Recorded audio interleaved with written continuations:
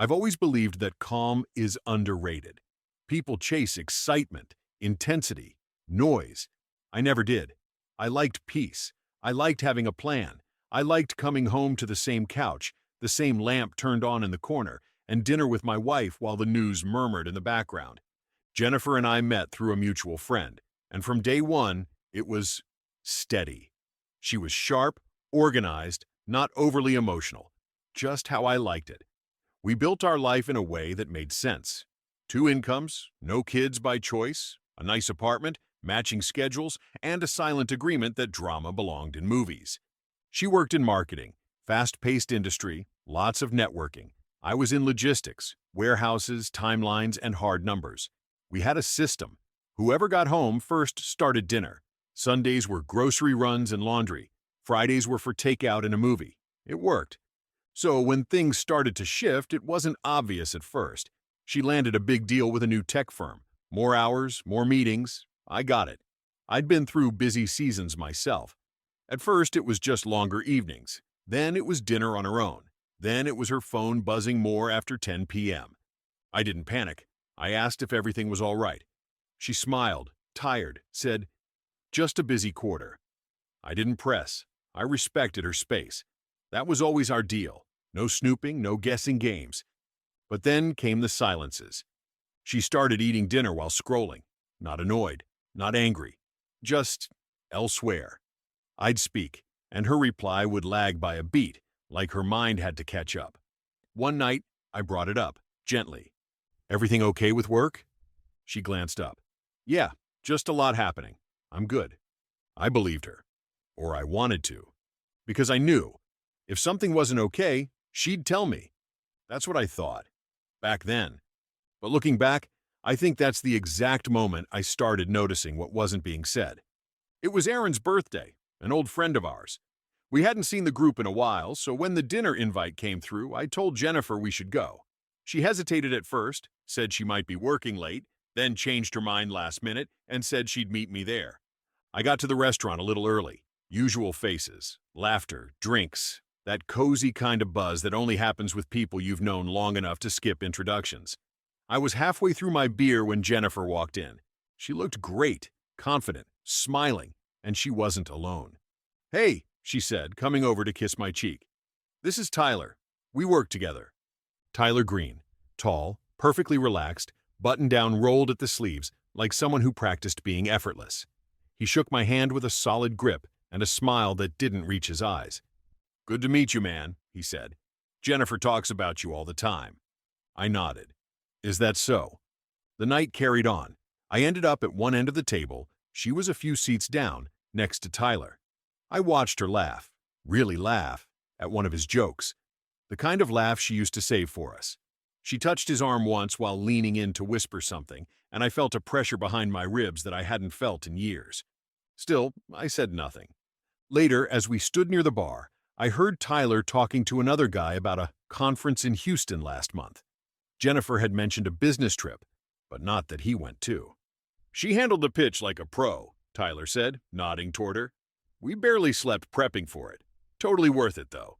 I didn't say a word, didn't flinch, just stored it away. When we got home that night, she kicked off her heels and headed to the bathroom. "Didn't know Tyler went on that Houston trip," I said casually, not looking up from my phone. She paused. "Oh, yeah. He tagged along last minute. I forgot to mention." "Forgot." I nodded once. That was the first real crack. After that night, I stopped asking questions. I started watching, not in a paranoid way, just paying closer attention. Patterns, timings, things people say when they're tired and not thinking about how it sounds.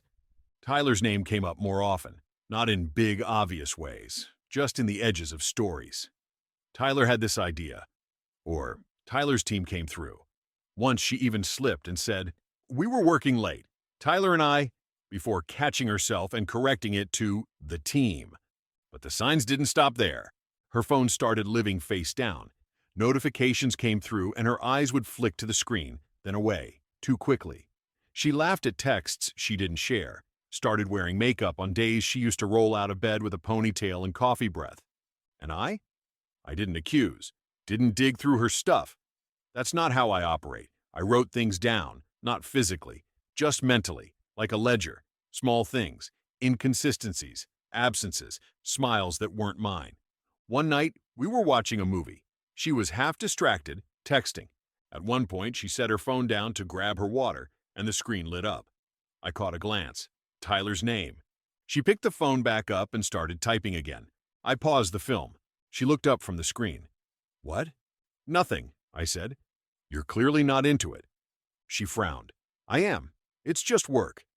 I held her gaze. "You laugh more with him than you do with me these days." She stared at me, caught, then exhaled and said, "That's not fair." "Maybe not," I said. "But it's true." She didn't deny it, just looked away. That's when I knew I wasn't imagining things. There wasn't a confrontation, no shouting, no slammed doors. I went to bed early that night while she stayed up in the living room finishing an email. The next morning, I made coffee. She kissed my cheek and said, "You're quiet today." I just nodded. By then, I wasn't angry. I was preparing. It was a Thursday when she mentioned the retreat. She was in the kitchen, tossing a protein bar into her work tote, already halfway out the door. "Oh, by the way," she said, "there's this off-site this weekend. Company retreat thing. Just one night at a hotel up north. Team bonding, panels, whatever." I looked up from my coffee. "Who's going?" She rattled off a few names, mostly people I didn't know. The last one she mumbled so fast I almost missed it. "Tyler." I set my mug down gently. "That sounds like a fun trip." She hesitated for a fraction of a second, then forced a smile. "Yeah, I mean, it's work. Not really fun." I didn't argue, just nodded. "You driving yourself?" "Yeah, I'll take my car." "All right, drive safe." And that was it. She left the next morning, a duffel bag slung over her shoulder, hair done, perfume subtle but expensive. She kissed me lightly and said she'd be back Sunday evening. I stood by the door, watched her get in the car, pull away, and disappear down the street. I walked back inside, picked up my phone, and made the call. A private investigator. Quiet. Professional. I gave them the location of the retreat, the company name, a photo of Jennifer, and one of Tyler from his LinkedIn page. Told them the room block, what car she was driving, what time she'd be arriving. Then I vacuumed the apartment, took out the trash, and went on with my weekend like nothing had changed. But something had. Because now I wasn't wondering, I was waiting. The report came in Sunday morning. An email with a zip file. 3 photos, time-stamped.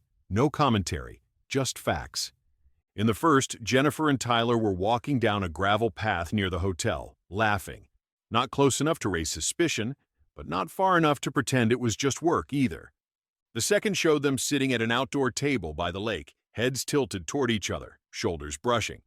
The kind of proximity you don't share with someone unless something's already crossed a line. The third one ended it. Them kissing. Her hand on his chest, his hand in her hair. Broad daylight. Public enough to be careless. Intimate enough to be undeniable. I stared at the photo for a long time. Not with shock, not even with rage, just stillness. Then I stood up, went to the closet and pulled out a few boxes. One by one, I cleared her space, not in a frenzy, not like a man scorned. I did it like I do everything else, methodically. Her books off the nightstand, her chargers, her sweaters folded and packed. I found the birthday card I wrote her last year. Didn't read it, just put it in the pile. I left the essentials: toothbrush, soap, her running shoes, enough for one final collection.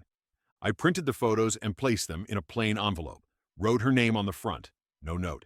Then I called a locksmith and had the locks changed. When she came home that night, the door didn't open. She rang the bell.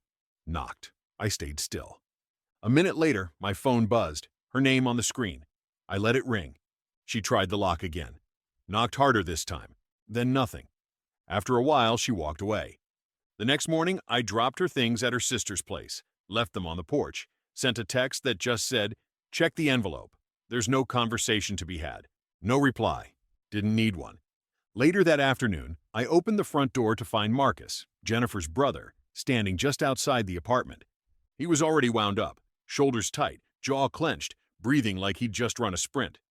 "We need to talk," he said, stepping forward like he was planning to push his way in. I blocked the entrance with my body. "We can do it right here." He glanced past me into the apartment.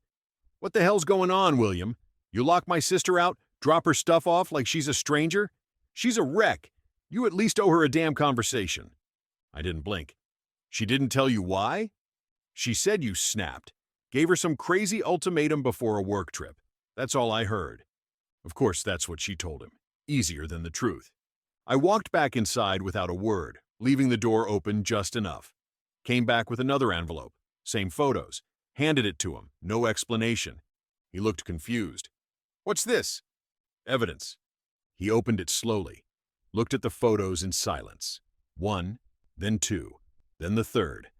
His face shifted from confusion to disbelief, to something like embarrassment.